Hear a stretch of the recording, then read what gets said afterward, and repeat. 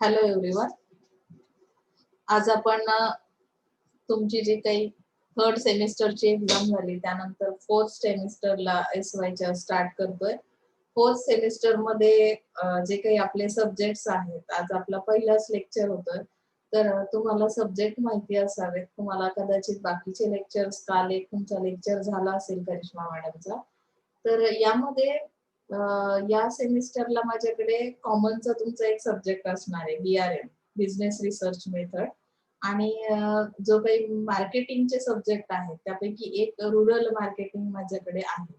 तर daily schedule मध्ये जे काही आपले दोन्ही लेक्चर्स आहेत त्यापैकी आपण अगोदर एक जो सब्जेक्ट आहे तो स्टार्ट करूया, जेणेकरून तुम्हाला लिंक राहील.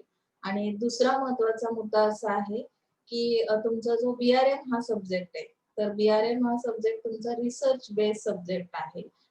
जो की तुम्हाला पुढच्या वर्षी जो प्रोजेक्ट तुम्ही बनवणार आहात, जे काही रिसर्च करणार आहात, तर त्याच्याशी रिलेटेड असल्या कारणाने आणि कॉमनचा सब्जेक्ट असल्या कारणाने आपण मार्केटिंगचा सब्जेक्ट संपवल्यानंतर BRM स्टार्ट करूया. तसं ओव्हरव्ह्यू म्हणून मी एखाद दोन लेक्चर मध्येच घेईल तुमचे, की जनरली सिलेबस काय आहे, आपण त्यामध्ये काय काय शिकणार आहोत.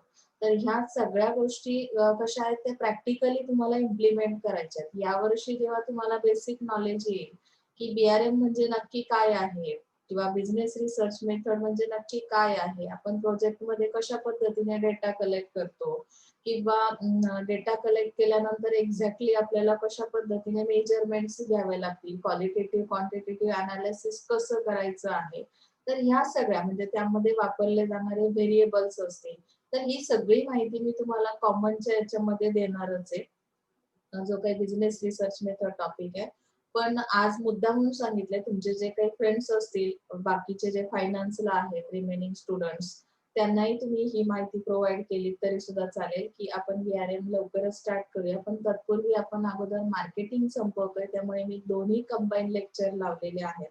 त्यामुळे हा जरा जास्त वेळाचा लेक्चर होईल. तुमचा सपोर्ट मिळाला तर आपला हा सिलेबस लवकरात लवकर आपण कव्हर करून दुसऱ्या सब्जेक्टला स्टार्ट करूया. ओके.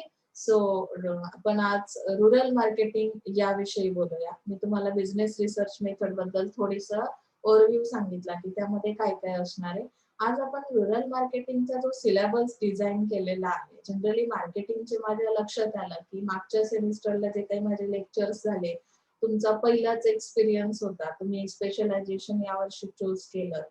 स्पेशलायझेशन चूज केल्यानंतर फर्स्ट जी काही सेम येते म्हणजे थर्ड सेम असते तुमची, त्यावेळी बरीचशी मुलं कन्फ्यूज असतात की मी मार्केटिंग घेऊन काही चूक तर केली नाहीये ना, किंवा मी फायनान्स घेऊन काही चूक तर केली नाहीये ना.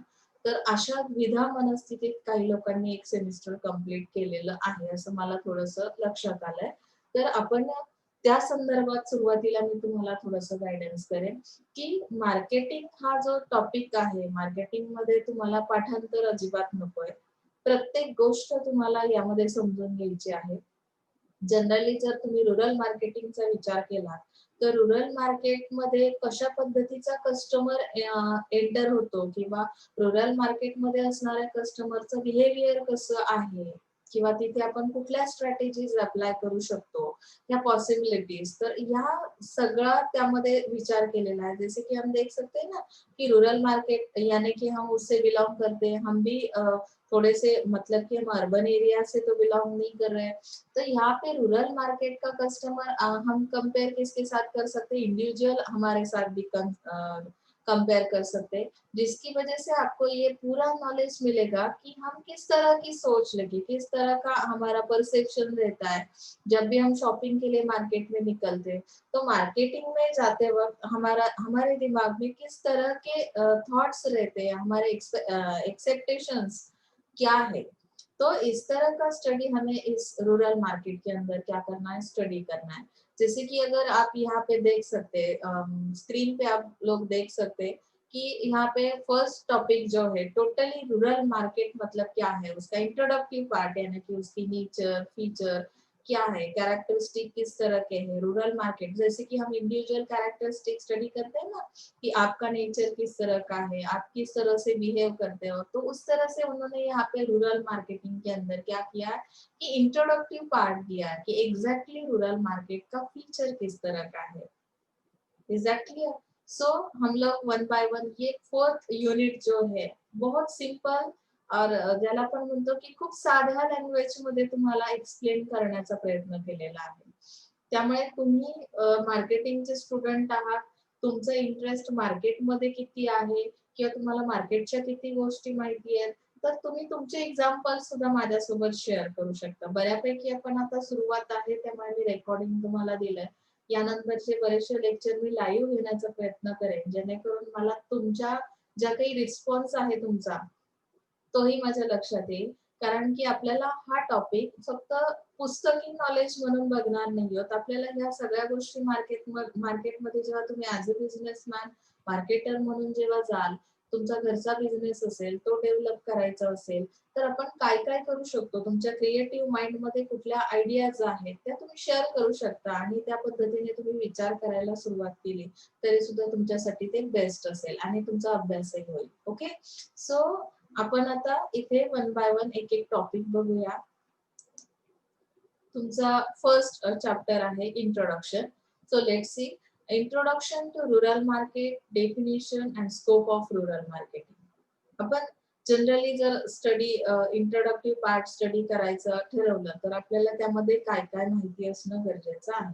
जब भी आप इंटरव्यू के लिए जाते हो, अगर आपने रूरल मार्केटिंग पढ़ा है या आपके सिलेबस में वो था, तो सामने वाला जो भी पर्सन है आपके लिए कौन सा क्वेश्चन पूछेगा कि स्कोप क्या है इस रूरल मार्केटिंग में. स्कोप होना यानी कि क्या है कि आगे जाके इसमें और किस तरह की डेवलपमेंट कर सकते हैं हम लोग.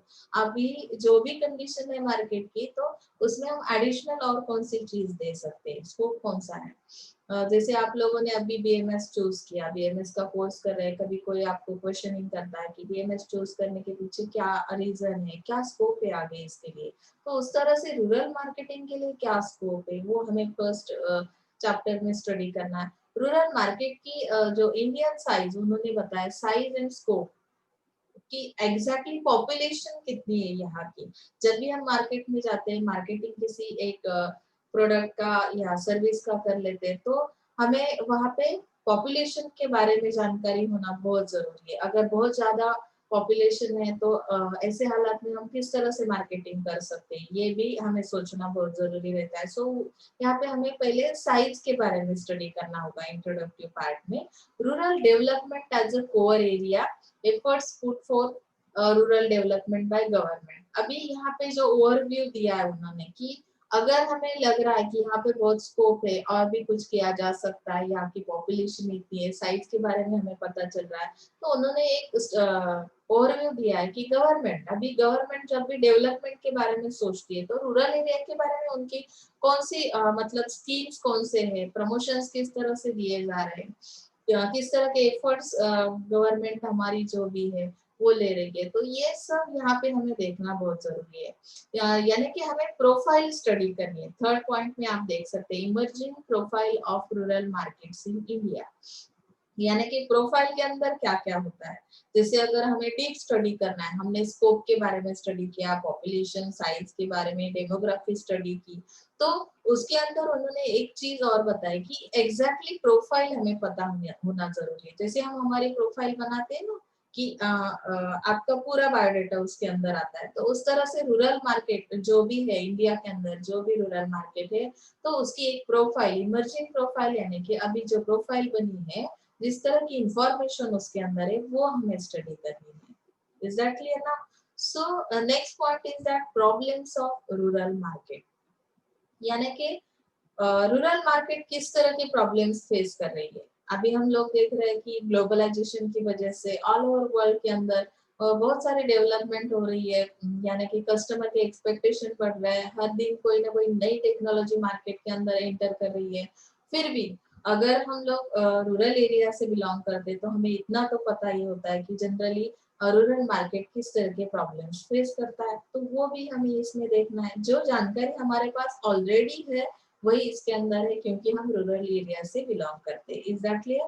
नेक्स्ट पॉइंट है constraints in rural marketing and strategies to overcome constraints. अगर हमने प्रॉब्लम के बारे में स्टडी किया, यानी कि कंस्ट्रेंट्स है, ज्या काही अडचणी तुम्हाला त्या मार्केटमध्ये फेस कराव्या लागतात, तर त्या अड़चनी यानी कि जो प्रॉब्लम्स है, कंस्ट्रेंट्स है, उससे अगर हमें दूर करना है तो उसके लिए हम कौन सी किस तरह की स्ट्रैटेजी अप्लाई कर सकते हैं जिसकी वजह से ये प्रॉब्लम सॉर्ट आउट हो सके।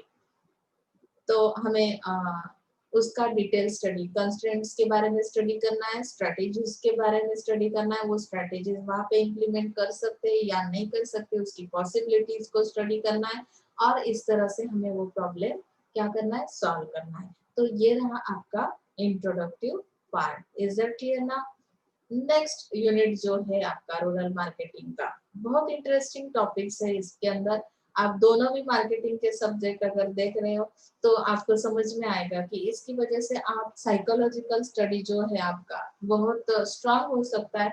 आप कस्टमर की जानकारी ले रहे हो, कस्टमर के परसेप्शंस के बारे में अगर जानते हो तो इसका मतलब है कि आप हर एक पर्सनालिटी की जो भी उनके परसेप्शन से वो जान सकते हैं। फेस रीडिंग होता है यहाँ पे, आई कांटेक्ट के बारे में जानकारी मिलती है कि किस तरह की सोच लेके कस्टमर मार्केट में एंट्री करता है, उसके एक्सपेक्टेशन आपसे क्या है, आप किस तरह की कौन सी लैंग्वेज यूज कर रहे हो, आप जो भी प्रमोशंस दे रहे हो कस्टमर्स के लिए या उस प्रोडक्ट के लिए, तो वो किस तरह से एक्सेप्ट कर रहा है या उसके कुछ प्रॉब्लम्स है, अगर प्रॉब्लम्स है तो वो फैमिली प्रॉब्लम्स है या कुछ और तरह के प्रॉब्लम्स है, इसके बारे में हम स्टडी कर सकते हैं। तो वो आपको इस सेकेंड यूनिट के अंदर दिखाई देगा कि जहाँ पे हमने एग्जैक्टली कंपेयर किया हुआ है। फर्स्ट पॉइंट आप देख सकते हैं स्क्रीन पे, rural consumer versus urban consumers, यानी कि यहाँ पे टोटली रूरल यानी की जर आपण म्हणतो ग्रामीण भागातला कस्टमर कसा आहे, शहरी भागातला कस्टमर कसा आहे, दोघं जण जेव्हा मार्केटमध्ये एंटर होतात तेव्हाच त्यांचं असणारं बिहेवियर कशा टाईपचं आहे हे आपल्याला इथे एक्झॅक्टली कळणार आहे। म्हणजे टोटली जे काही 7 पॉइंट्स आपण जसं तुम्हाला मी सांगितलंय की थेअरी पेपर असेल तर 7.5 मार्क्सचा क्वेश्चन असेल तर तुम्हाला काय करावं लागतं, मिनिमम 7 पॉइंट्स त्यामध्ये राईट करणं खूप गरजेचं आहे। आता तुमच्या ज्या काही ऑनलाईन एक्झाम होत आहेत त्यामध्ये थोडंसं पॅटर्न तुमचा एक्झामचा चेंज झालेला आहे, क्वेश्चनरी जी काही आहे ते ऑब्जेक्टिव्ह विचारले जात आहेत, तरी सुद्धा तुम्हाला या स्टडीचा पुढच्या वर्षी 100% उपयोग होईल, कारण की तुम्हाला टीवायला मार्केटिंग स्पेशलायझेशनचे 4 सब्जेक्ट असणार आहेत। Okay, so characteristics of rural consumers, यहाँ पे कैरेक्टरिस्टिक्स स्टडी करने हैं कि rural consumer versus urban consumer अगर हम स्टडी करते हैं तो यहाँ पे हमें ये आइडिया तो मिलती है कि इन दोनों की सोच में, इन दोनों के बिहेवियर में कितना डिफरेंस है। तो ऑब्वियसली यहाँ पे कैरेक्टरिस्टिक्स का भी थोड़ा बहुत स्टडी होना बहुत जरूरी है। तो कंपैरिजन करते वक्त हमें क्या होता है, आसानी से हम कंपेयर कर लेते हैं। So next point is that rural market environment. आप लोगों को ये बात तो बहुत इम्पोर्टेंट है, एनवायरनमेंट। जब भी हम एनवायरनमेंट ये वर्ड सुनते हैं तो हम सोचते हैं कि एनवायरनमेंट यानी कि जो हमारे आसपास है उस एनवायरनमेंट के बारे में हम सोचने के लिए क्या होता है, माइंड रेडी हो जाता है। तो एनवायरनमेंट रूरल मार्केट का हमें स्टडी करना है। रूरल मार्केट में जाने वाला कस्टमर, उसके कैरेक्टरिस्टिक्स, उसके बारे में एग्जैक्टली अभी कैरेक्टरिस्टिक्स के बारे में जानना है तो आपको उसके डेमोग्राफिक फैक्टर स्टडी करने पड़ेंगे। See here demographic, economic factors, rural infrastructure. तो इसमें एनवायरनमेंट को स्टडी करना है तो आपको इन तीनों जो चीजें आप सामने देख रहे हैं, डेमोग्राफी, डेमोग्राफी में क्या आता है, फिर पॉपुलेशन आती है, आपका ऑक्यूपेशन पैटर्न, आप किस तरह का मतलब कौन सा काम कर रहा है, ऑक्यूपेशन किस तरह का है, आप डॉक्टर हो, इंजीनियर हो या फार्मर हो, किस तरह का आपका ऑक्यूपेशन है, आपकी लिटरेसी लेवल क्या है, उसकी वजह से आपकी एक सोच बनती है। आप ये तो मानते हैं ना, एजुकेशन की वजह से हमारी मैच्योरिटी लेवल बढ़ती है। मैच्योरिटी लेवल बढ़ने का रीजन क्या है, लिटरेसी और इसका कुछ भी रिलेशन है। तो अगर आप मानते हैं तो लिटरेसी लेवल को स्टडी करने के बाद मेरे पास तो 100 मतलब कि पॉपुलेशन बहुत बढ़िया है लेकिन लिटरेसी लेवल अगर उसकी लो है, मतलब कि बहुत लोग ऐसे हैं कि जिन्होंने स्कूल कभी वो गए ही नहीं, तो शायद किसी एक प्रोडक्ट के बारे में जानकारी लेना, उसका डीप नॉलेज लेना या उसके बारे में कुछ आपका जो भी ओपिनियन है वो देना, तो ये बहुत कम दिखाई देता है लिटरेसी लेवल लो होने की वजह से। तो अगर हम डेमोग्राफी को स्टडी करते हैं तो उस रूरल मार्केट का एनवायरनमेंट हमें समझ में आता है कि यहाँ पे आने वाला कस्टमर किस टाइप का है, ऑक्यूपेशन क्या है, उसकी लिटरेसी लेवल क्या है. Is that clear? Second thing is that economic factors. अभी जैसे हम देख सकते हैं कि इनकम क्या है, पॉपुलेशन तो बहुत है लेकिन उनके पास इनकम सोर्सेस ही अवेलेबल नहीं है. तो मार्केट का एनवायरनमेंट किस तरह का होगा, आपने कितना भी अच्छा प्रोडक्ट क्यों ना मार्केट में सेलिंग के लिए रखा हो, फिर भी सामने वाला कस्टमर वो कैपेबल होना जरूरी है. अगर वो एबल नहीं है तो फिर आपका प्रोडक्ट वहां पे सेल नहीं हो सकता. बराबर है ना? तो यहाँ पे इनकम जनरेशन केस इसमें आता है, इकोनॉमिक फैक्टर्स केस में आता है. एक्सपेंडिचर पैटर्न वो भी पता होना जरूरी है. जैसे मैंने आपको सोशल मार्केटिंग पढ़ाते वक्त क्या बताया था कि आपको जो भी है सोसाइटी में कुछ चेंज करना है तो आपको बिहेवियर चेंज करना है. कस्टमर जो आपके पास आने वाला है, जब तक उसका बिहेवियर चेंज नहीं होगा तब तक आप सोशल मार्केटिंग नहीं कर सकते. वैसे ही यहाँ पे एक चीज बहुत जरूरी है की आपकी इन्कम तो बहुत बढ़िया आहे लेकिन एक्सपेंडिचर पॅटर्न किस तरह का आहे. जसं आपण म्हणतो की तुमच्याकडे खूप सारे पर्समध्ये तुमच्या पैसे खूप आहेत पण तुमचं माइंडसेट काय आहे की तुम्हाला ते सगळेच्या सगळे काय करायचे नाहीये. तिथे तुम्ही सगळं शॉपिंग करताना सगळा खर्च करणार आहात का, तुमचा पॅटर्न कसा आहे, तुम्ही कुठल्या पॅटर्न मध्ये येता. जसे कपड्यांचे पॅटर्न आहेत कि पटियाला है, ये है, वो है, हर तरह की मतलब स्टाइल बताते हैं ना, उस तरह की पर्सन्स के भी पैटर्न रहते हैं कि जो कस्टमर आने वाला है एक्सपेंडिचर पैटर्न यानी मेरे पास 100 रुपीज है तो मेरा पैटर्न क्या है एक्सपेंडिचर पैटर्न कि मैं अगर मार्केट में जाऊंगी तो खाली हाथ वापस आऊंगी. यानी कि क्या है कि मैं एक भी रुपया बचाने की कोशिश नहीं करूंगी. मुझे 100 रुपीज क्या करने हैं, ये वहां पे एक्सपेंस मेरा पूरा कितना होगा 100 रुपीज का होगा. कुछ लोगों का पैटर्न ये है कि 100 से ऊपर अगर आपके पास नहीं तो आप किसी से उधार लेके भी वो चीज खरीद के लाएंगे. कुछ लोग जो है 100 में से 50% वहां पे एक्सपेंस दिखाएंगे. यानी कि उनका पैटर्न उस तरह का, बिहेवियर उस तरह का है की फक्त मी 100 रुपयामधून 50च रुपये खर्च करू शकतो. अशा पद्धतीचं तुमचं बिहेवियर असेल तर मग अशी पॉप्युलेशन असा कस्टमर रूरल मार्केटमध्ये येणारा असेल तर त्या पॅटर्न साठी तुम्ही कुठल्या टाइपची स्ट्रॅटेजी अप्लाय करू शकणार आहात. इथे एन्व्हायरमेंट स्टडी करतो आपण. रूरल मार्केटमध्ये येणाऱ्या कस्टमरचा एन्व्हायरमेंट म्हणजे त्याच्या पॉप्युलेशन पासून ते तुम्ही एक्सपेंडिचर पॅटर्न पर्यंत आलेला आहात. Rural demand and consumption pattern यानी कि रूरल मार्केट में अगर कस्टमर आता है तो उसकी एग्जैक्टली डिमांड किस चीज की है. आपका तो 2G का 3G का 4G का, लेकिन अभी तक कुछ लोग ऐसे हैं रूरल मार्केट में कि उनका ये 3G 4G से कोई रिलेशन नहीं है. उनके एक्सपेक्टेशंस कुछ और है, किसी और चीज को वो डिमांड कर रहे हैं.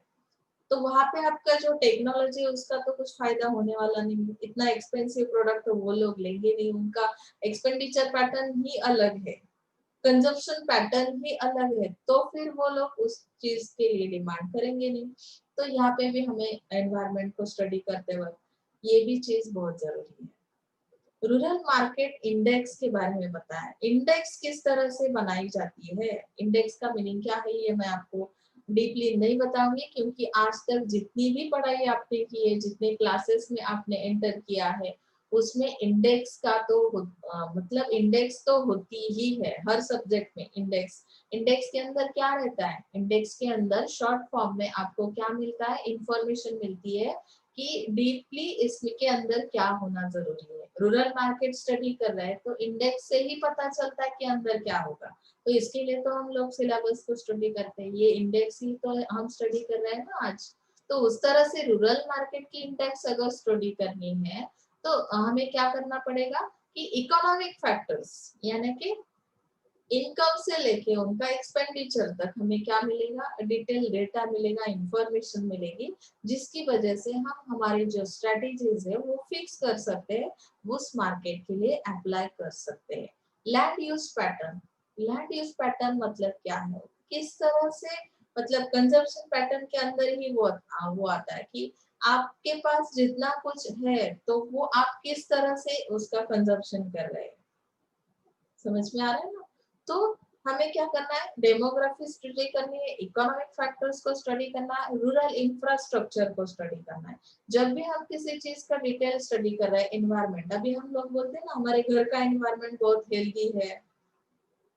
हेल्दी है मतलब क्या है, इंफ्रास्ट्रक्चर किस तरह का है आपका, हेल्दी क्यों है, बहुत सारे ट्रीज आपने लगाए हैं, गार्डन है आपके घर के बाहर, तो एनवायरमेंट मतलब जैसे सनलाइट आपके घर के अंदर आता है तो हेल्दी रहेगा ना। उस तरह से अगर मुझे रूरल इंफ्रास्ट्रक्चर स्टडी करना है तो रूरल हाउसिंग के बारे में मुझे सोचना पड़ेगा, इलेक्ट्रिफिकेशन के बारे में सोचना पड़ेगा। अगर आपके पास बिजली नहीं है तो आप किस तरह का, आपका डिमांड किस तरह की प्रोडक्ट की होगी, आप किस तरह के प्रोडक्ट को लाइक करते होंगे, आपकी एक साइकोलॉजी बनती है ना। आपका घर का एनवायरनमेंट किस तरह का है, रूरल हाउसिंग, आप किस तरह टाइप के घर में रहते हो, आपकी नीड्स किस तरह के हैं, नीड्स वॉन्ट्स डिमांड्स हम स्टडी कर चुके हैं।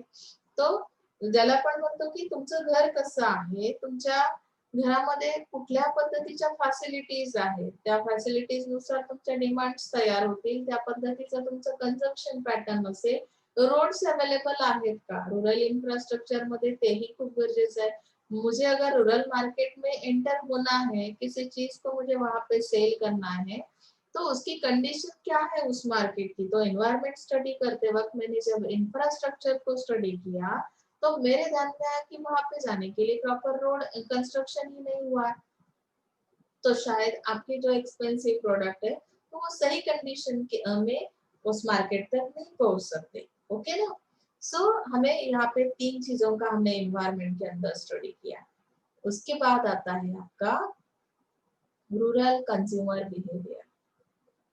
अभी रूरल कंज्यूमर बिहेवियर तो हमने स्टडी किया है, आपका जो सेकंड शायद मेरे ख्याल से सीबी होगा या कोई और मार्केटिंग का सब्जेक्ट है सेकंड, तो सीबी आप स्टडी करते होंगे उसके अंदर भी। तो मीनिंग क्या है रूरल कंज्यूमर बिहेवियर, सीबी क्यों स्टडी किया जाता है, आपका बिहेवियर किस तरह का है। अभी तो सेकंड ईयर में आपने जब से मार्केटिंग लिया है, हम फेस टू फेस कम्युनिकेशन नहीं कर पा रहे हैं, तो बहुत सारी चीजें ऐसी कि मैं आपको कोशिश कर रही हूँ कि वो चीजें आप समझ लो। अगर हम फेस टू फेस भी नहीं है तो भी इंटरेक्शन होना बहुत जरूरी है। मार्केटिंग का सब्जेक्ट है तो बहुत इजी है, ऐसे समझ के भी हम निग्लेक्ट नहीं कर सकते, या बहुत हार्ड है ऐसे समझ के भी इसे निग्लेक्ट नहीं करना है। तो ये हमारा फैमिलियर सब्जेक्ट है, यानी कि आपका बिहेवियर किस तरह का है ये समझने की मैं कोशिश कर रही हूँ। अगर मैंने मार्केटिंग चूज किया है, मैं अगर आपकी जगह पे हूँ, मैं स्टूडेंट हूँ, तो मेरे एक्सपेक्टेशंस क्या है, मुझे मार्केटिंग से को किस तरह का नॉलेज लेना है और मुझे आगे फ्यूचर में उसका इम्प्लीमेंटेशन कैसे करना है। अगर ये मैंने डिसाइड किया, मेरे एम्स ऑब्जेक्ट्स फिक्स है, तो शायद इस सीबी को समझने में आपको बहुत आसानी होगी। रूरल कंज्यूमर बिहेवियर का मीनिंग एक बार हम पढ़ेंगे, factors affecting rural consumer behaviour, यानी कि अ, किस तरह के फैक्टर्स आपके बिहेवियर पे इम्पैक्ट कर रहे हैं। आपने मार्केटिंग तो लिया, बहुत बार ऐसे होता है कि आपका जो फ्रेंड है वो फाइनेंस में किसी और एचआर में है, तो वो लोग आपको उनके सब्जेक्ट के बारे में, अगर वो उसमें बहुत इन्वॉल्व है तो ऑब्वियसली वो उनका सब्जेक्ट कितना अच्छा है या उसके इम्पोर्टेंस कितने हैं, उसका स्कोप क्या है, इस तरह की बातें आपसे करते हैं। लेकिन अभी तक आपने मार्केटिंग के बारे में खुद से इन्वॉल्वमेंट नहीं दिखाई है। टीचर तो आपको बता रहे हैं कि मार्केटिंग इस तरह का टॉपिक है या उसमें इस तरह की इंफॉर्मेशन है, आपको इस तरह से फ्यूचर में उसका क्या होगा कि फायदा मिलेगा, तो तब तक आप किसी भी लेक्चर में कंसंट्रेट नहीं कर सकते। वैसे ही रूरल कंज्यूमर जो है, हम बिहेवियर स्टडी कर रहे हैं, तो बिहेवियर पे बहुत सारे फैक्टर्स क्या करते हैं, इम्पैक्ट करते हैं।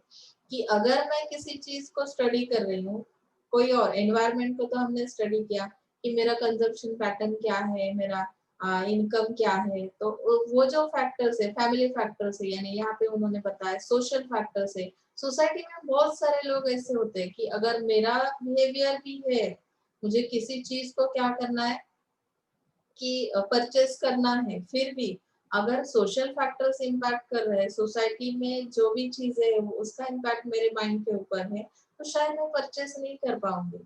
तो इस तरह का मुझे स्टडी करना पड़ेगा, सोशल फैक्टर्स कौन से है, कल्चरल फैक्टर्स कौन से है, टेक्नोलॉजिकल फैक्टर्स कौन से है, कि और आपकी लाइफस्टाइल और पर्सनालिटी किस टाइप की है। जैसे हमने यहाँ पे देखा ना कि ऑक्यूपेशन पैटर्न क्या है।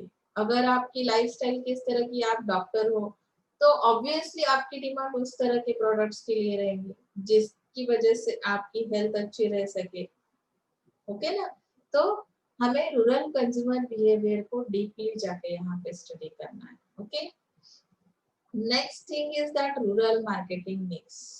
अभी रूरल मार्केटिंग मिक्स, हमने मार्केटिंग मिक्स तो स्टडी किए लास्ट सेम में। मैंने आपको जो प्रोडक्ट लाइफ साइकिल सिखाई, उसके बाद आपको 4 P's सिखाए कि प्रोडक्ट, प्राइस, प्लेस, प्रमोशन। तो 7 P's भी है उसके अंदर, और 3 जो P's है उन्होंने एक्सटेंड किए हुए हैं।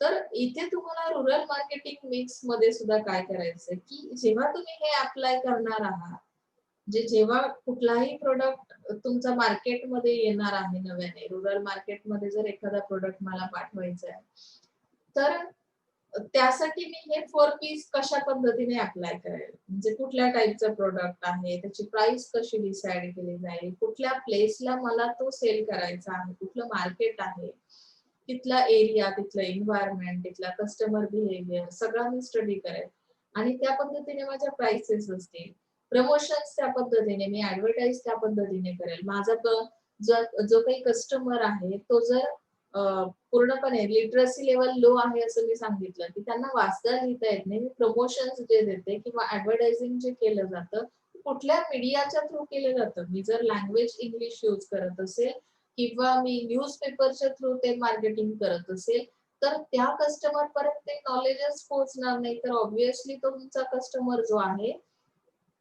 तो प्रोडक्ट परचेस करू शकणार आहे। म्हणजे इथे आपल्याला मार्केटिंग मिक्स हा जो पार्ट आहे तो फार इम्पॉर्टंट आहे। कुठल्याही मार्केटमध्ये जर गेला तुम्ही, अगदी मी तुम्हाला पुढच्या वर्षी इंटरनॅशनल मार्केटिंग मी शिकवणार आहे, तर त्यामध्ये आपल्याला लक्षात येतं की डोमेस्टिक मार्केट आणि फॉरेन मार्केटचं आपण कसं कंपॅरिझन करतो, की आपला जो इंडिया मधला कस्टमर आहे त्याचा आपण स्टडी केलेला आहे, त्या पद्धतीनेच फॉरेनचा कस्टमर आहे का, तर नाही।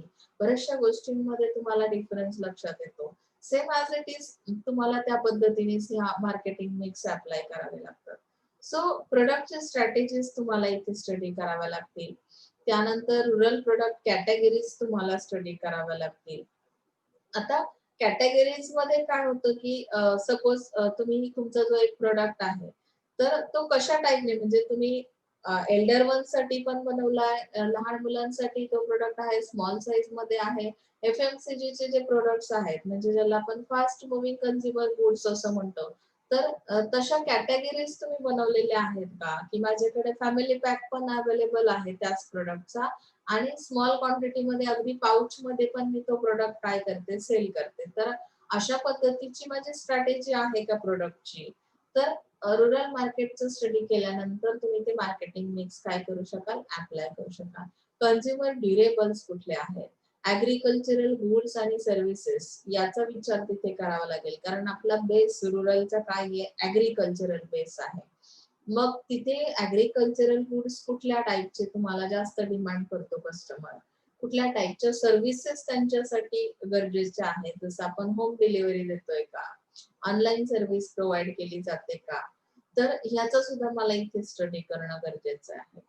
इम्पॉर्टन्स ऑफ ब्रँडिंग असंही त्यांनी सांगितलं। आता इम्पॉर्टन्स ऑफ ब्रँडिंग मध्ये मोस्टली तुम्हाला काय बघायला मिळेल की रूरल कस्टमर जो आहे तो ब्रँडकडे लक्ष देतो का, त्यांना ब्रँडेडच प्रोडक्ट्स हवे आहेत का, तर ह्याचा मला स्टडी करणं गरजेचं आहे। पॅकेजिंग आणि लेबलिंग कशा टाईपचं असलं पाहिजे, खूप हेवी पॅकेजिंग आहे, तुम्ही पॅकेजिंगचेच पैसे खूप जास्त लावलेले आहेत, तुमचं प्रोडक्ट अगदी स्मॉल क्वांटिटी मध्ये असेल, तर अशा केसमध्ये तुम्हाला प्रॉब्लेम्स फेस करावे लागू शकतात। मग रूरल कस्टमरचं जेव्हा मी बिहेवियर स्टडी करेल त्यावेळेस माझे हे लक्षात येईल। नेक्स्ट थिंग क्या है, देखो nature of competition in rural markets. जैसे हम बोलते हैं ना बहुत बार, बहुत हेवी कंपटीशन है। हेवी है यानी कि कोई एक प्रोडक्ट मार्केट में आता है तो 2 महीने से ज्यादा मार्केट में नहीं चल रहा, कस्टमर क्या है, फ्लेक्सिबल है, उसे चेंज चाहिए। नेचर किस तरह का है, अगर कोई एक प्रोडक्ट है उसी प्रोडक्ट को बहुत लॉन्ग टाइम से क्या करना है, कस्टमर डिमांड कर रहा है, तो ऐसे हालात में हमें नेचर उनका समझ में आता है। कंपटीशन किस तरह की, कॉम्पिटिटर्स रोज एक नया कॉम्पिटिटर मार्केट में एंट्री करता है, उसकी स्ट्रेटेजी अलग है। यहाँ पे जैसे हमने इकोनॉमिक्स में फर्स्ट ईयर में आपने स्टडी किया ना कि मोनोपोली है, ओलिगोपोली है, तो ये जो पॉलिसीज अप्लाई किए जाते हैं मार्केट में, तो कंपटीशन हमें समझ में आती है, नेचर समझ में आता है कंपटीशन का। तो कंपटीशन का नेचर हमें अंडरस्टैंड करना है, उस कंसेप्ट को समझना है, उसके बाद हमें क्या करना है, ये मार्केटिंग मिक्स अप्लाई करने हैं, यानी कि 4 P's को वहां पे अप्लाई करना है। हमने अगर इतनी सारी जानकारी नहीं ली और उसके बाद हमने क्या किया, पहले से ही डिसाइड किया कि मेरा प्रोडक्ट है तो मैं प्राइस डिसाइड करूंगी, किसी भी प्राइस में सेल करूंगी, किसी भी प्लेस पे या कौन से भी मार्केट में मैं जाऊंगी, तो शायद आप क्या सक्सेस आपको नहीं मिलेगा। अगर आपने इतना डीप स्टडी किया है तो आपको कंपटीशन समझ में आती है और हम लोग सही से डिसीजन ले पाते हैं कि मेरा भी प्रोडक्ट है तो भी उस प्रोडक्ट के कंपैरेटिव प्रोडक्ट्स या कंपटीशन में कितने प्रोडक्ट्स मार्केट में ऑलरेडी अवेलेबल है, तो मैं मुझे ये मार्केटिंग मिक्स किस तरह से क्या करना है डिसाइड करना है, ये मैं सोच सकती हूँ या डिसीजन ले सकती हूँ। The problem of fake brands, अगर फेक ब्रांड्स भी मार्केट में अवेलेबल है तो उसकी वजह से किस टाइप के प्रॉब्लम्स आप फेस कर रहे हो या करने पड़ सकते हैं, तो ये भी हमें जानकारी रखनी पड़ती है। बिल्कुल सेम टू सेम देखो, बहुत बार ऐसे मैंने आपको क्लिनिक प्लस का भी एग्जांपल दिया था ना, आपको वो दिखाया भी था सोशल मार्केटिंग के वक्त कि बिल्कुल सेम टू सेम पाउच बनाया जाता है। अगर आप 1 रुपीज का 2 रुपीज का कोई पाउच शैम्पू का अगर यूज कर रहे हो तो फेक ब्रांड भी उस टाइप का सेम आता है मार्केट में। तो इस हालात में हम किस तरह से प्रोटेक्ट कर सकते हैं हमारे ब्रांड को, उसकी आइडेंटिटी किस तरह से हम बना सकते हैं, कस्टमर को उसका नॉलेज किस तरह से दे सकते हैं, तो ये भी हमें सोचना पड़ता है। प्रमोशंस देते वक्त, आपको एडवर्टाइजिंग करते वक्त फेक ब्रांड से आप अपने जो भी प्रोडक्ट है, आपका जो अपना ब्रांड है, उसे प्रोटेक्शन प्रोवाइड किया जा सकता है। तो मार्केटिंग मिक्स के अंदर ये भी आता है। ओके ना। Next thing is that pricing strategies and objective. अभी प्राइसिंग की स्ट्रेटेजी तो मैंने पहले से आपको बता रखी है कि किसी भी चीज की प्राइस डिसाइड करनी है, तो प्राइस डिसाइड करते वक्त मैंने क्या किया, कस्टमर का स्टडी किया, मार्केट का स्टडी किया, एनवायरमेंट का स्टडी किया, ऑक्यूपेशन पैटर्न के बारे में जानकारी ली, डिमांड के बारे में सोचा, और फिर मैंने मेरे ऑब्जेक्टिव क्या किए, डिसाइड कर दिए। अभी यहाँ पे अगर मैंने ऑब्जेक्टिव डिसाइड किए हैं तो ऑब्जेक्टिव्स के बारे में जब भी मैं सोचती हूँ तो हर किसी की साइकोलॉजी डिफरेंट डिफरेंट टाइप की होती है। अगर मेरा ऑब्जेक्ट क्या है कि मुझे पहले मार्केट कव्हर करना आहे, मेरा नया प्रोडक्ट आहे, जर तुम्ही नवीन आहात मार्केटमध्ये, माझं पहिलं ऑब्जेक्ट काय असतं की मला ऑल कस्टमरला अट्रॅक्ट करायचं आहे, त्यावेळेस मग माझी प्राइस कशी असेल बघा। मार्केटमध्ये सेम सिमिलर प्रोडक्ट सारखा दुसरा प्रोडक्ट अवेलेबल आहे, कॉम्पिटिटर ऑलरेडी अवेलेबल आहे, तो कुठल्या प्राइसला तो सेल करतो, तर मला त्याचा जो कस्टमर आहे तो माझ्याकडे डायव्हर्ट करायचं असेल, अट्रॅक्ट करायचं असेल, तर मला काय केलं पाहिजे, माझी प्राइस माझ्या प्रोडक्टची मी कशी डिसाइड केली पाहिजे ते मी ठरवू शकते। म्हणजेच मी प्राइसिंग स्ट्रॅटेजी डिसाइड करू शकते। म्हणजे माझं ऑब्जेक्ट आधी मला माहिती असलं पाहिजे। माझं पहिलं ऑब्जेक्ट आहे की मला मार्केट कव्हर करायचंय, म्हणजे ऑल कस्टमरला अट्रॅक्ट करायचंय। सेकंड माझं ऑब्जेक्ट काय आहे की मला यातून प्रॉफिट मिळालं पाहिजे, मग त्या प्रॉफिट मध्ये फ्लेक्झिबिलिटी येते। मला 2% मार्जिन अपेक्षित आहे, मला 3% मार्जिन अपेक्षित आहे, त्यानुसार ती प्राइस काय होणार आहे, फ्लेक्झिबल असणार आहे। ओके। माझं थर्ड ऑब्जेक्टिव्ह काय आहे की मला लीडरशिप हवी आहे या मार्केटमध्ये, म्हणजे या मार्केट मधला सगळ्यात जास्त सेल हा माझा झाला पाहिजे, हे जेव्हा माझं ऑब्जेक्ट असेल त्यासाठी मी आणखी नवीन स्ट्रॅटेजी, प्राइसिंग स्ट्रॅटेजी अप्लाय करेल। मग मी त्यासाठी काय करेल, by one get one free अशा सारख्या ऑफर्स प्रोव्हाइड करेल। म्हणजे इथे काय होणार आहे की तुम्हाला मार्केटिंग मिक्स अप्लाय करताना, तुमचे स्ट्रॅटेजीज डिसाइड करताना या मार्केटिंग मिक्स कशा पद्धतीने ठरवायच्या ते तुमच्या लक्षात येईल। ओके। इथे थर्ड युनिट मध्येच तुम्हाला पुढचा पार्ट दिलेला आहे, प्रमोशनल स्ट्रॅटेजीज।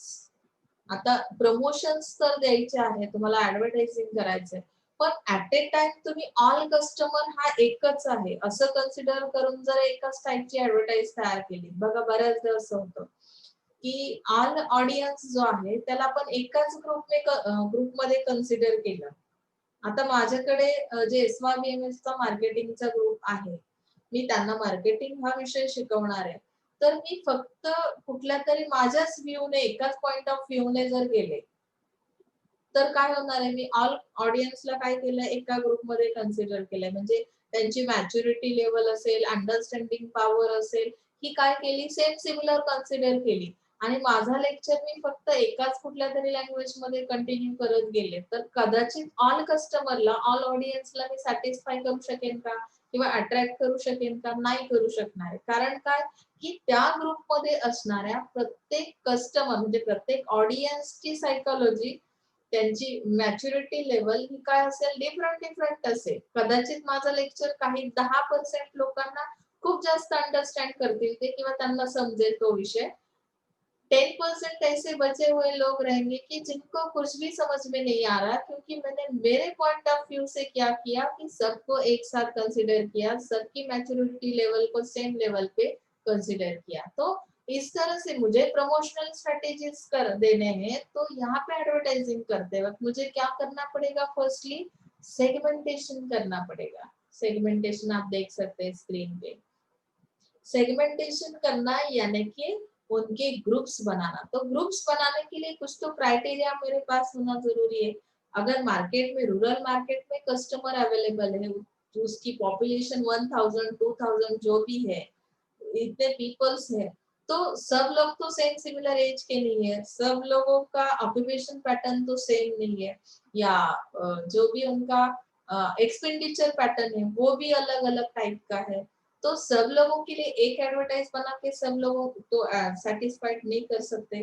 तो यहाँ पे हमें ये बात समझना मार्केटिंग के अंदर बहुत जरूरी है कि मुझे ग्रुप्स तैयार करने पड़ेंगे, group A, group B, group C. अगर ग्रुप ए के अंदर ओनली फीमेल्स है, उनकी एज भी आपने डिसाइड की है कि 20 से लेके 35 एज तक जो भी फीमेल्स है उनका मैंने एक अलग ग्रुप बनाया, ताकि मैंने यहाँ पे स्टडी करने के बाद मुझे ये समझा कि इनकी जो डिमांड्स है वो सेम सिमिलर टाइप की है, या लाइक्स या डिसलाइक्स जो है वो सेम सिमिलर प्रोडक्ट के लिए करते हैं, तो वो लोग एक ग्रुप में रह सकते हैं। अगर मुझे किसी साड़ी का क्या करना है, एडवर्टाइजिंग करना है, तो मैं क्या करूंगी, एक एडवर्टाइज बनाई जाएगी जो कि इस ग्रुप के लिए प्रेजेंट की जाएगी, ताकि उतना कस्टमर सेटिस्फाइड मैं कर सकूं या उनको अट्रैक्ट कर सकूं। उसके बाद मैंने सेगमेंटेशन में ग्रुप बी जो बनाया, फीमेल के बाद मैंने मेल का एक ग्रुप बनाया, एज ग्रुप डिसाइड किया। उसके बाद मैंने किड्स का यानी छोटे चिल्ड्रंस के लिए एक ग्रुप बनाया। उनके लिए जो प्रोडक्ट मेरे पास था, बेबी सोप था या कोई और चीज थी या पाउडर था या कोई भी और जो भी मतलब हम बोलते हैं ना, ज्याला आपण म्हणू शकतो की टॉयज असतील, तर त्यामध्ये तुम्हाला त्याची ऍडव्हर्टाइज करायची, तर तुम्ही ती ऍडव्हर्टाइज करताना, तर लहान मुलांसाठी ऍडव्हर्टाइज करताना तुम्हाला त्यांना कन्सिडर करून ऍडव्हर्टाइज नाही बनवून चालणार आहे।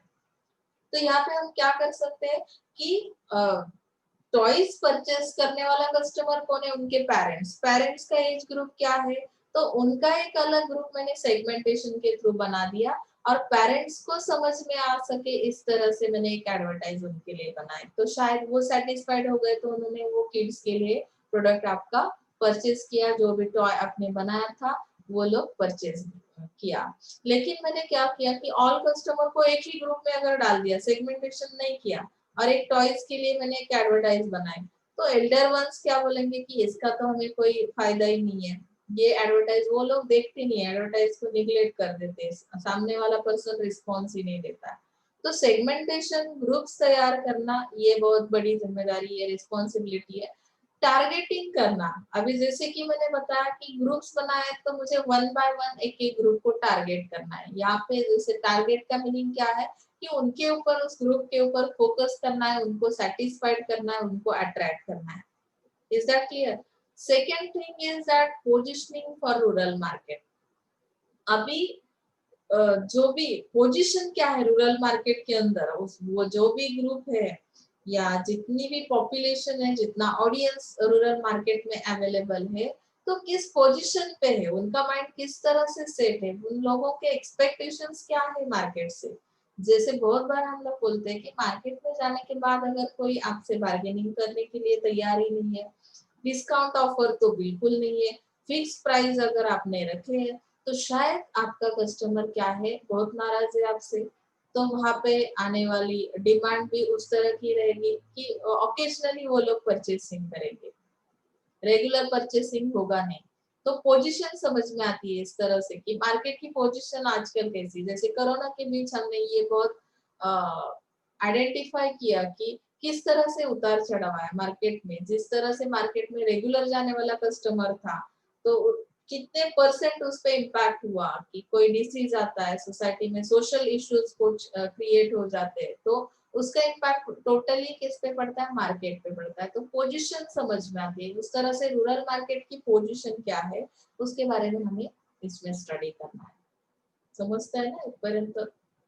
म्हणजे मी तुम्हाला आज पूर्ण ह्या 1 तासामध्ये की 4 युनिटमध्ये तुम्ही पूर्णपणे काय स्टडी करणार आहात, त्याचं जनरली ओव्हरव्ह्यू आपला सुरू आहे. म्हणजे तुम्हाला एका दिवसामध्ये, एका तासामध्ये, एका लेक्चरमध्ये जर तुम्ही पहिला लेक्चर माझा रूरल मार्केटिंगचा ज्याने कोणी व्यवस्थित स्टडी केलाय, तर अगदी त्याच्यावर कुठलाही क्वेश्चन तुम्हाला आला तरी सुद्धा तुम्ही आरामात, ऑब्जेक्टिव्ह तर मी सांगते डोळे झाकून पास होईल एखादा.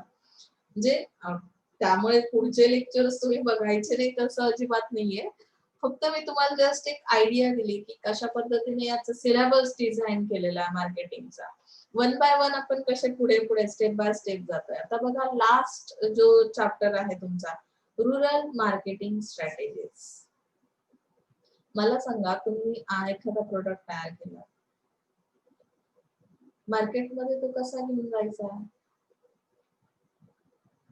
त्याच्यासाठी तुम्ही प्रत्येक वेळी स्वतः जाणार आहात का? किंवा ते पॉसिबल आहे का त्याचं मार्केटिंग करणं, एवढ्या कस्टमर पर्यंत तो प्रोडक्ट घेऊन जाणं? तर नाही शक्य होणार आहे. मग त्यासाठी आपण काय करतो? इंटरमिडिएटचा वापर करतो, चॅनल्सचा वापर करतो, हो की नाही? म्हणजे आता तुमचं प्रोडक्शन किती क्वांटिटी मध्ये आहे त्यावर ते डिपेंड करतं की तुम्ही त्याचं डिस्ट्रीब्यूशन कसं करणार आहात. खूप जास्त बिग क्वांटिटी में अगर आपका प्रोडक्शन हो रहा है तो ऐसे हालात में आपको एट ए टाइम मार्केट में वो प्रोडक्ट ले जाना है, तो उसके लिए चैनल्स ऑफ डिस्ट्रीब्यूशन जैसे उन्होंने यहाँ पे स्ट्रैटेजीज में बताया, distribution strategies for rural consumers. तो चैनल्स कौन से होंगे, किस के थ्रू मैं वो प्रोडक्ट मार्केट में ले जा सकती हूँ? तो कुछ लोग जो है हर्ट्स यानी मंडीज म्हणजे ज्याला आपण म्हणतो बाजारात विकणं, मंडीज म्हणजे डेली शेड्यूल मध्ये तुम्ही रेग्युलर रुटीन मध्ये ते सेल करताय. पब्लिक डिस्ट्रीब्युशन सिस्टीम जे आहे, पब्लिक प्लेसला तुम्ही त्या कशा पद्धतीने डिस्ट्रीब्यूट कराल, कोऑपरेटिव्ह सोसायटीज कशा त्यांच्या थ्रू तुम्ही यूज करू शकता, त्यांच्या थ्रू तुम्ही एखादी गोष्ट सेल करू शकता का, किंवा तुमचं मॉडेल कसं आहे एफएमसीजीचं, किंवा कंपनीजचं त्यांनी स्टडी दिला, डिस्ट्रीब्युशन नेटवर्क दिलेलं आहे की कुठला नेटवर्क तुम्ही यूज करताय ज्यामुळे तुमचा प्रोडक्ट मार्केटमध्ये सेल होतोय किंवा पोहोचतोय. त्यानंतर पुढचा पार्ट दिलेला आहे ideal distribution model for rural markets.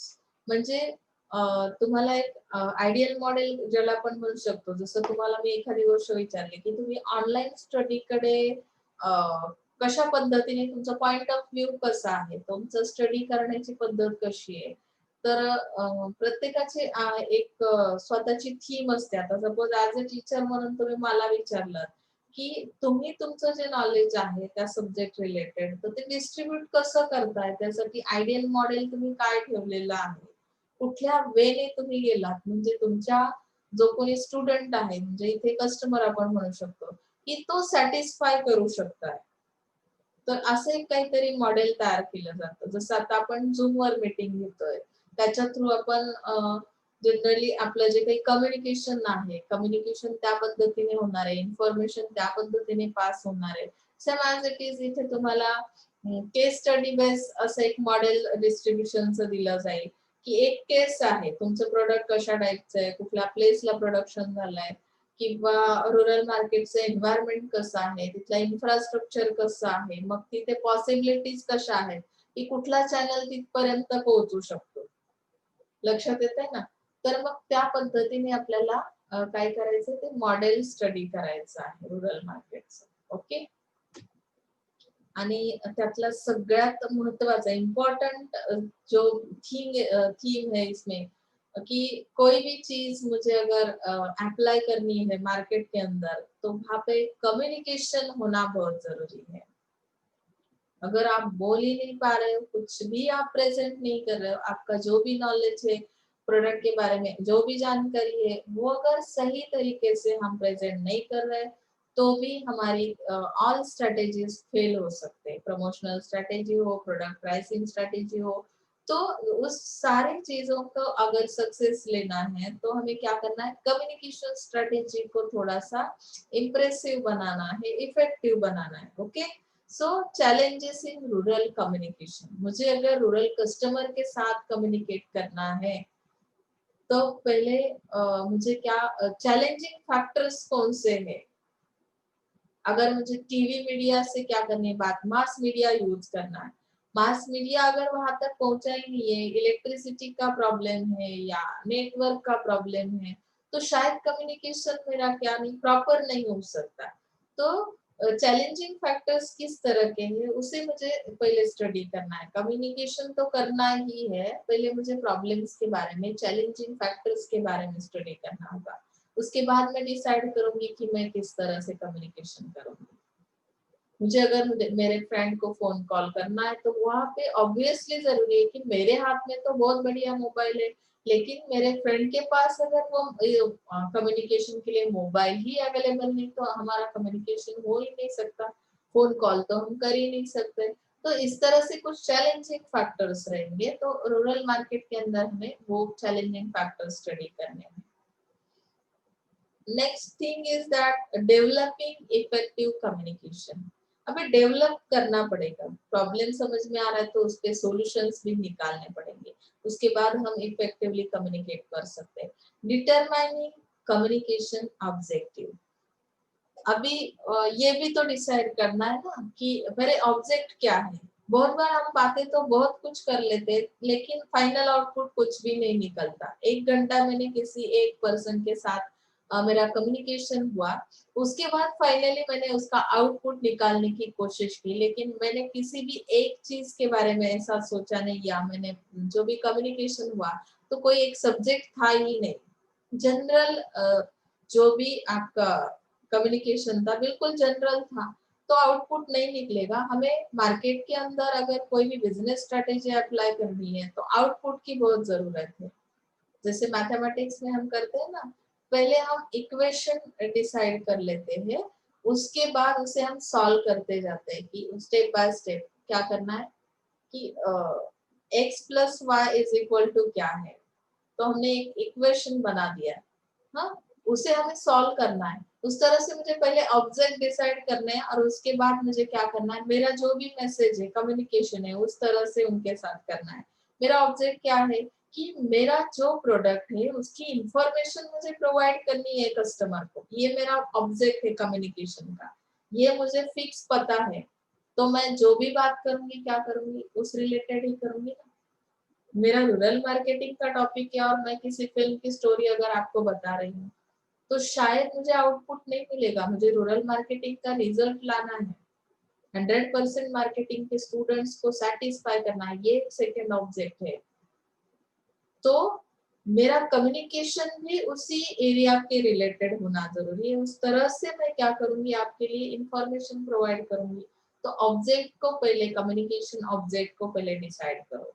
Design the message, अभी मुझे क्या बताना है कि मेरे प्रोडक्ट, अभी मेरे पास एक मोबाइल है, इमेजिन करो, या ये बुक है, ये बुक अगर मेरे पास है, मुझे इसे सेल करना है, इसके रिलेटेड मैंने क्या किया, कम्युनिकेशन किया। कम्युनिकेशन करते वक्त मुझे ये सेल करना है, ये मेरा फर्स्ट ऑब्जेक्ट है। तो मुझे ये मैसेज किस तरह से डिजाइन करना है, इस बुक की प्राइस कितनी है, 150 रुपीज है, बराबर है। सेल करने के लिए आपको प्राइस बताना जरूरी, ये इंफॉर्मेशन जरूरी है, किस सेमिस्टर का बना हुआ है, किस पब्लिकेशन का है, किस ऑथर का है, ये सब जानकारी मुझे आपको प्रोवाइड करनी है। मैंने एक वन सेंटेंस में आपको ये इंफॉर्मेशन प्रोवाइड की, तो शायद आप लोग उतने अट्रैक्टिवली इम्प्रेस नहीं हो सकते, या ये मैसेज आपको पसंद नहीं आ सकता, क्योंकि बहुत बार हमें क्या करना पड़ता है, उस कम्युनिकेशन को, उस मैसेज को डिजाइन करना पड़ता है। बराबर है ना। तो अभी मैं डिजाइन कैसे करूंगी बोलो, ये भी मार्केटिंग का ही एक पार्ट है, एडवर्टाइजिंग करना है। तो डिजाइन करते वक्त मुझे उसमें अट्रैक्टिव सेंटेंस का होना, वर्ड्स का होना बहुत जरूरी है, जिसकी वजह से आपका जो कॉन्सेंट्रेशन है वो मेरे पास आ सकता है। समझ में आ रहा है ना मुझे क्या कहना है। डिजाइन करना है मतलब आप एडवर्टाइज देखते हो ना हर रोज टीवी पे, तो कोई ठंडी चीज अगर दिखानी है तो आप किस तरह से एनवायरनमेंट क्रिएट करते हो। किसी सॉन्ग को आपको प्रेजेंट करना है, सॉन्ग के थ्रू आपको उस प्रोडक्ट के बारे में जानकारी प्रोवाइड करनी है, तो आप किस तरह के कस्टमर को टारगेट कर रहे हैं, सेगमेंटेशन के अंदर जो ग्रुप बना है, अगर आपका कस्टमर किस तरह का, ओल्ड एज का है, ओल्ड एज एज का कस्टमर है, आपको किसी चीज को प्रोडक्ट, किसी प्रोडक्ट के बारे में उनको जानकारी देनी है, तो ऑब्वियसली आपका बैकग्राउंड म्यूजिक कैसा होगा, ओल्ड सॉन्ग का होगा, म्यूजिक चल रहा है, बराबर है ना। मुझे किसी छाते की अगर एडवर्टाइज करनी है तो आप लोग वो पुराना वाला म्यूजिक बजा देते, सॉन्ग लगा देते, प्यार हुआ इकरार हुआ, आपने देखा है ना बहुत बार ऐसे एडवर्टाइजिंग दिखाए जाते हैं। तो वो क्यों किया जाता है, उन्होंने उस मैसेज को डिजाइन किया हुआ है। डिजाइन करना मतलब आपको समझ में आया। Selecting the communication channel, channel को सिलेक्ट किया जा सकता है। प्रिंट मीडिया है, कौन सा मीडिया है जिसके थ्रू आप कम्युनिकेशन कर रहे हो। न्यूज़पेपर कितने लोग पढ़ते, पॉपुलेशन कितनी है, डेमोग्राफी के अंदर हमने स्टडी किया, उस पॉपुलेशन में कितने लोग लिटरेट है, यानी लिटरेसी लेवल कैसी है। पॉपुलेशन 1000 है, उसके अंदर 500 लोग जो है वो एजुकेटेड है और 500 पर्सन जो है वो अनएजुकेटेड है। वहां पे मैंने अगर प्रिंट मीडिया का यूज किया, यानी न्यूज़पेपर के थ्रू मैं अगर कम्युनिकेशन कर रही हूँ, कम्युनिकेशन चैनल मेरा कौन सा है कि न्यूज़पेपर है, तो मैं 500 बस लोगों को ही टारगेट कर रही हूँ। ऑल कस्टमर तो टारगेट होगा नहीं, क्योंकि जिनको पढ़ना आता ही नहीं, एजुकेटेड ही नहीं है, तो वो लोग आपका मैसेज कितना भी अच्छा डिजाइन क्यों ना किया जाए तो भी वो पढ़ नहीं सकते, तो वो नॉलेज उस प्रोडक्ट का उनके पास तो नहीं आ सकता। तो यहाँ पे मुझे कम्युनिकेशन चैनल को सिलेक्ट करना ये भी बहुत बड़ी रिस्पॉन्सिबिलिटी है। समझ में आ रहा है ना अभी। Creating advertisements for rural audiences, अभी मुझे क्या करना है कि रूरल ऑडियंस के लिए वो एडवर्टाइज अवेलेबल करनी, क्रिएट करनी है। क्रिएट करना मतलब आपकी जो भी क्रिएटिव माइंड से आइडियाज आते हैं कि जिसके थ्रू हम लोग सेटिस्फाई कर सकते हैं कस्टमर को, ऑडियंस को, तो उस तरह के एडवर्टाइजमेंट प्रोवाइड करनी है ऑडियंस के लिए। तो यहाँ पे आपको लास्ट में rural media, mass media, non conventional media, यानी कि जो मीडिया अभी तक बहुत पॉप्युलर नहीं आहे ऐसा, ज्याला पण मराठीमध्ये पारंपरिक मीडिया जो नाही, रेग्युलर जो यूज मध्ये नाही, तर अशा पद्धतीचा मीडिया असेल किंवा पर्सनलाइज मीडिया असेल, तर ह्या सगळ्या मीडियाचा वापर करून आपण कशा पद्धतीने त्या रूरल कस्टमर पर्यंत पोहोचू शकतो याचा ओव्हरऑल आपल्याला स्टडी करावा लागेल। तेव्हा आपलं रूरल मार्केटिंग काय होईल, परफेक्ट होईल आणि आपल्याला रूरल मार्केटमध्ये कुठल्याही प्रोडक्टला कुठल्या स्ट्रॅटेजी अप्लाय करायच्या आहेत ते आपण डिसाइड करू शकतो। समजलं इथपर्यंत? हा तुमचा होता रूरल मार्केटिंगचा सिलेबस। आलं लक्षात? आता आपण नेक्स्ट जे काही बघणार आहोत रूरल मार्केटिंग मध्ये, पहिल्या मॉड्यूल आपण स्टडी करूया।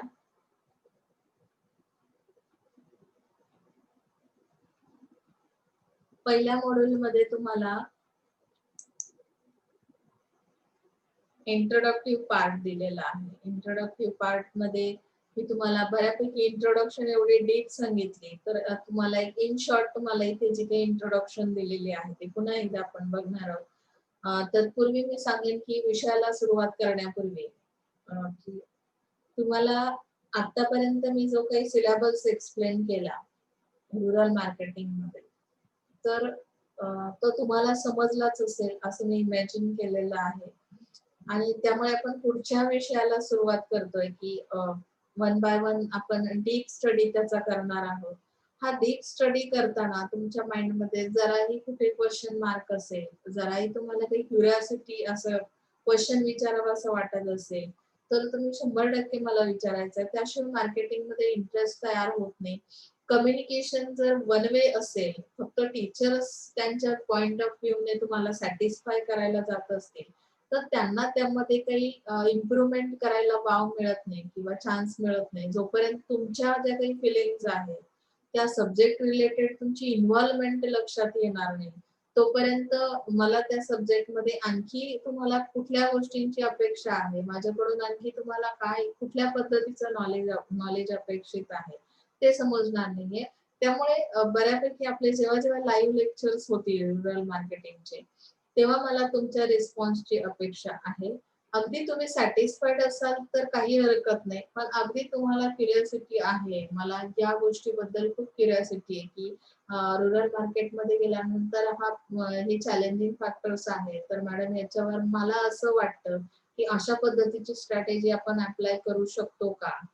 तर याच्या संदर्भात तुम्ही अतिशय फ्रँकली माझ्या सोबत शेअरिंग करणार आहात अशी अपेक्षा मी ठेवून या विषयाला पुन्हा एकदा आपण कंटिन्यू करूया. आता यामध्ये इंट्रोडक्शन पार्ट दिलाय. The hinterlands in India consist of 638,596 villages.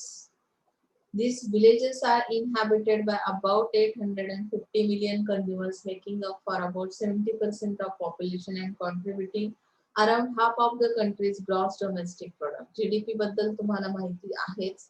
मग इथे त्यांनी एक स्लोगन तयार केलेले 70% पॉप्युलेशन आपले जर रुरल एरियामध्ये राहते, इंडियाचा जर स्टडी केला आपण ओव्हरऑल, तर त्यांनी सांगितले go rural is the marketers new slogan. Indian marketers as well as multinationals such as Colgate, Palmolive,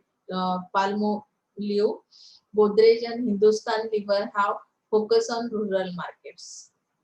J generally मार्केटमध्ये ज्या कंपनीज आहेत, कुठल्या ब्रँडचे प्रोडक्ट्स जास्त रुरल मार्केटमध्ये सर्व्हाइव्ह करताना तुम्हाला आढळतात, तर त्यांची नावं त्यांनी सांगितली. गोदरेजचे प्रोडक्ट्स असतील किंवा हिंदुस्तान लिव्हरचे असतील, कोलगेट पामोलिव्हचे असतील, तर ह्या ब्रँडला जास्त पॉप्युलर झालाय रुरल कस्टमर. म्हणजे अगदी मागच्या जनरेशन पासून आतापर्यंत त्यांनी फॅमिलिअरिटी त्यांची आहे.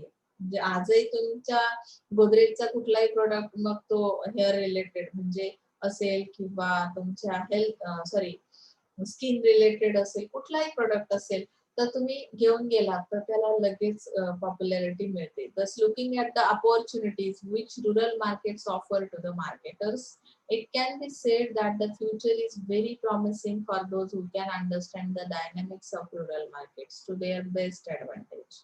म्हणजे त्यांनी इथे अपॉर्च्युनिटी आहे मार्केटरसाठी असं सांगितलंय. कारण त्याचं असं आहे की फ्युचर तुमचं केव्हा तुम्हाला दिसतं, जिथे स्कोप आहे, म्हणजे जिथे काही गोष्टी अजून पोहोचलेल्याच नाहीयेत, त्याचं नॉलेजच नाहीये, ते जर प्रोव्हाइड तुम्ही केलं तर कदाचित त्या कस्टमरला अट्रॅक्ट करू शकाल. तुम्ही इतका deep up to date study करताय, त्यांचे कॅरेक्टरिस्टिक स्टडी करताय, त्यांचा एन्व्हायरमेंट स्टडी करताय, स्ट्रॅटेजीज अप्लाय करताय, तर कदाचित तुम्हाला फ्युचरमध्ये इथे चांगल्या अपॉर्च्युनिटीज मिळू शकतात. जास्तीत जास्त कस्टमर तुमच्याकडे अट्रॅक्ट होऊ शकतो. तर मार्केटसाठी ही एक बेस्ट अपॉर्च्युनिटी आहे असं त्यांनी सांगितलंय. तुम्हाला पुढचा टॉपिक जो आहे,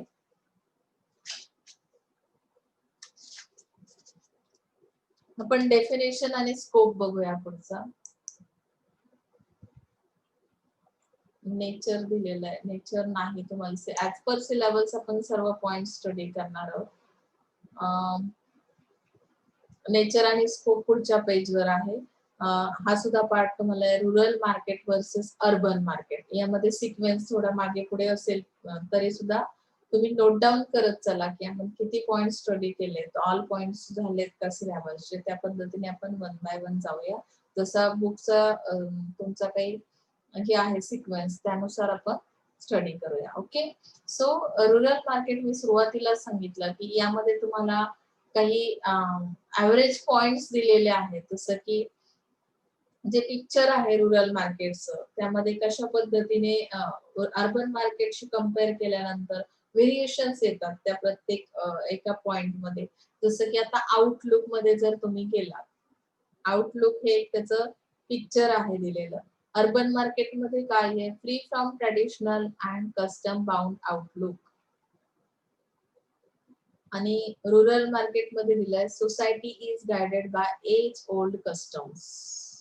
आता अर्बन मार्केटचा जर विचार केला तर ते ट्रॅडिशनलचा फार विचार करत नाही. It's free from traditional and custom bound outlook. म्हणजे तुमचं ट्रॅडिशन कशा पद्धतीचं आहे की ओल्ड युनिफॉर्म कसे होते किंवा ओल्ड तुमच्या ज्या काही फॅशन्स होत्या त्याचा ते फार विचार करत नाही. जसं मार्केटमध्ये चेंजेस येतील, जशी टेक्नॉलॉजी बदलत जाईल तशा पद्धतीने ते काय करतात, त्याला प्रेफरन्स देत जातात त्या प्रोडक्ट्सला.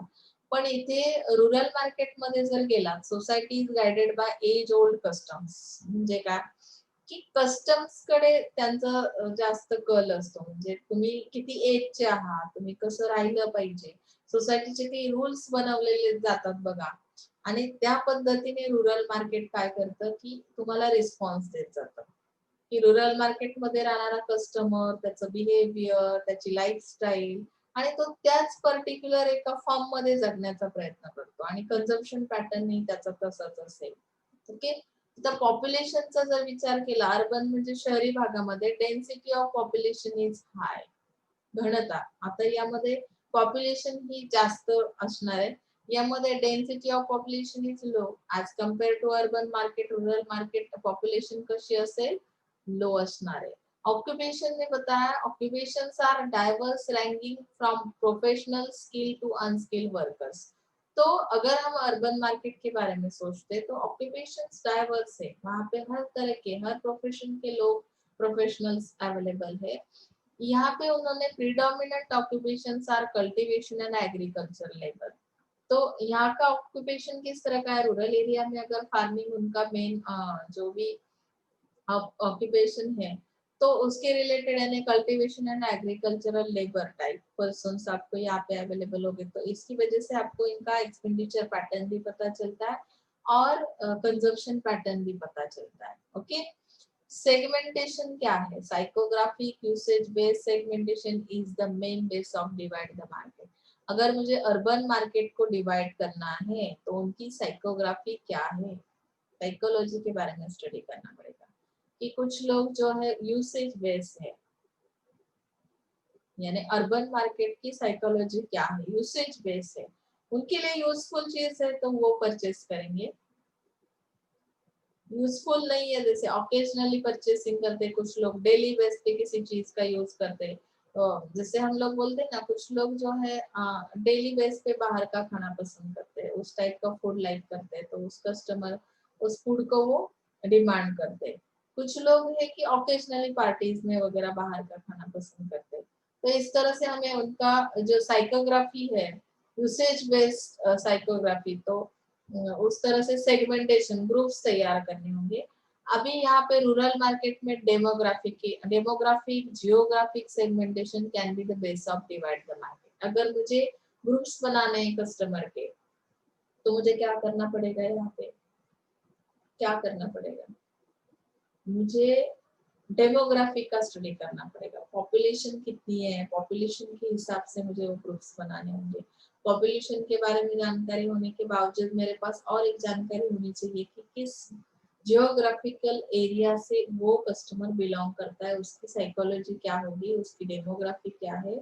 उसके बाद मुझे उसे एक ग्रुप में डालना पड़ेगा. जैसे हम बोलते हैं ना, जियोग्राफिकल एरिया कौन सा है, अगर बहुत बारिश है हमारे यहाँ का, अगर हम स्टडी करते हैं कोकन एरिया का, तो हमारा एक ग्रुप अलग बनता है. बाकी पॉपुलेशन से हम लोग थोड़ा अलग है, हमारे डिमांड्स अलग है, हमारी जो पैटर्न है, हमारा लाइफस्टाइल पैटर्न ही अलग हो जाता है. 4 मंथ अगर आपका रेनी सीजन चल रहा है तो आप अलग अलग टाइप के प्रोडक्ट्स यूज कर रहे हैं, जो कि एज कम्पेयर टू दूसरी जियोग्राफिकल पर्सन से अलग डिमांड रहेगी हमारी. ओके. अभी सेगमेंटेशन हुआ मीडिया रीच. यहाँ पे अर्बन एरिया में media reach is very very high. Marketers prefer television, mobile, internet, and print media to reach to the target customers. तो यहाँ पे अर्बन एरिया है तो ऑब्वियसली इंफ्रा भी आपका स्ट्रांग होगा, इंफ्रास्ट्रक्चर रहेगा. इंफ्रास्ट्रक्चर रहेगा तो आपके जो इलेक्ट्रिसिटी है, इलेक्ट्रिसिटी का कुछ प्रॉब्लम नहीं है। अर्बन एरिया तो इंटरनेट फैसिलिटीज है, प्रिंट मीडिया है, टेलीविजन है, हर चीज से आप क्या कर सकते हो, हर वो मीडिया आपके पास पहुंच रहा है, तो इंफॉर्मेशन आप किसी भी मीडिया के थ्रू दे सकते हैं, चैनल कोई भी यूज कर सकते हैं कम्युनिकेशन के लिए। अभी यहाँ पे media reach is very low. क्यों? क्योंकि यहाँ पे जो मीडिया है, कौन कौन सा टाइप का मीडिया यूज किया जाता है रूरल एरिया के अंदर। रेडियो रहेगा जिसके थ्रू आप कम्युनिकेशन कर रहे हो, लाउड स्पीकर्स है, interactive approach and television to reach to the target customer. यहाँ पे सिलेक्टिव मीडिया है जिसका हम यूज कर सकते हैं, क्योंकि यहाँ के प्रॉब्लम्स कुछ अलग है अर्बन एरिया से कंपेयर करने के बाद हमें ये पता चल रहा है। उसके बाद आता है इंफ्रास्ट्रक्चर। इंफ्रास्ट्रक्चर किस टाइप का है? In urban everything gets implemented soon due to availability of infrastructural facilities like electricity, internet, roads, buildings, educational institutions and financial। वो नेक्स्ट पेज पे गया, मैं आपको बताऊंगी।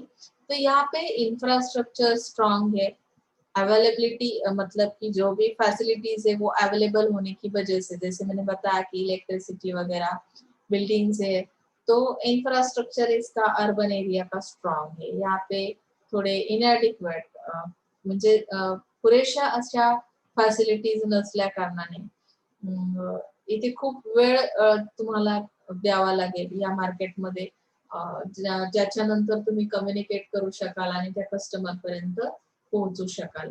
तर नेक्स्ट पेज वर बघा, तुम्हाला याचा हा जो काही पार्ट आहे, इन्स्टिट्यूशन्स आणि कम्युनिकेशन, म्हणजे कम्युनिकेशनचे मीडियाज खूप अवेलेबल आहेत अर्बन एरियामध्ये। आता सेटलमेंट कशी आहे, लार्ज अँड कॉन्सन्ट्रेटेड सेटलमेंट, म्हणजे ज्याला आपण म्हणू शकतो की वेल सेट अशा फॅसिलिटीज आहेत, स्टेबल असं मार्केट तुम्हाला मिळेल। स्मॉल अँड डिस्पोज सेटलमेंट, जसं की आपण बघू शकतो मार्केट म्हणजे जे काही बाजार भरतो, आठवडी बाजार, त्यामध्ये असं प्रॉपर अशी सेटलमेंट तुम्हाला दिसत नाही की पर्टिक्युलर एक प्रोडक्ट। आता जनरली आपण तसं करण्याचा प्रयत्न करतो रुरल मार्केटमध्ये सुद्धा, पण अशी जी दुकानं छोटी छोटी लागतात बघा, शॉप्स असतात, ते थोडे फ्लेक्झिबल असतात, जशी जागा मिळेल तसं त्या पद्धतीने ते त्यांचं मार्केटिंग करतात किंवा सेलिंग करतात। आणि अर्बन एरियामध्ये कसं आहे की लार्ज आणि कॉन्सन्ट्रेटेड सेटलमेंट, म्हणजे त्यांनी फिक्स अशा काही प्लेसला, मॉल्स आहेत किंवा हे आहेत, त्या पद्धतीने ते काय करतात, सेटल करतात त्यांचं मार्केट। इंटरॅक्शन कशा पद्धतीने होतं, 8 पॉइंट आपण बघू शकता की large number of interactions with persons but less frequent between the same people. आता इथे जे काही इंटरॅक्शन आहे तर खूप साऱ्या लोकांमध्ये होऊ शकतं, इथे less number of interpersonal interaction, म्हणजे एकमेकांशी लोकांचा संवाद थोडा कमी, त्यामुळे इंटरॅक्शन कसं आहे थोडस कमी अधिक असणार आहे। Okay, more frequent interaction between the same people, इथे लोकांचं कम्युनिकेशन जास्त आहे, मीडियाशी कम्युनिकेशन थोडंसं इंटरपर्सनल कमी आहे। लक्षात येते ना? हाऊसिंग स्ट्रक्चर मध्येही फरक पडेल बघा, की housing on rental is highly prevalent. इथे कसं आहे की लार्जली सेमी पक्का और कच्चा दे आर ओनर ऑक्युपाइड, म्हणजे इथे स्वतःची घर आहेत पण त्यामध्ये सगळेच पक्का हाऊस मध्ये जात नाही, काही कच्चा हाऊस म्हणजे काय की साध्या झोपड्या सुद्धा आहेत। इथं हाऊसिंग स्ट्रक्चर कसं आहे की लार्ज बिल्डिंग आहेत किंवा रेंटलवर राहण्याचं प्रमाण जास्त आहे, म्हणजे त्यांचं एकंदरीत त्यांनी हाऊसिंग स्ट्रक्चर एक्सप्लेन केलं अर्बन एरियाचं। रिसोर्स बेस कसं आहे की production and distribution of industrial goods and services, म्हणजे अर्बन एरियामध्ये जी काही आयात निर्यात होते तर त्यामध्ये जास्त त्यांचा हे आहे, अग्रेसिव्ह आहेत ते लोक। आणि इथे काय की land is the primary resource for livelihood, म्हणजे हे पूर्ण शेती प्रधान आहे, म्हणजे रुरल एरिया जो ऍग्रिकल्चरल बेस तिथे आहे आणि ते पूर्णपणे त्याच्यावर उपजीविकेसाठी काय डिपेंड आहेत। त्यानंतर रिसोर्सचे आणखी कुठले फॉर्म दिलेत, cattle, forest and mountains. Okay, उदरनिर्वाहाचं साधन म्हणून त्याकडे पाहिलं जातं। तर इथपर्यंत आज आपण थांबूया। तुमचा जो काही हे आहे रुरल मार्केटिंगचा पहिला आपण टॉपिक स्टार्ट केलाय, पुढच्या लेक्चरला आपण पुढच्या टॉपिक वर जाऊया.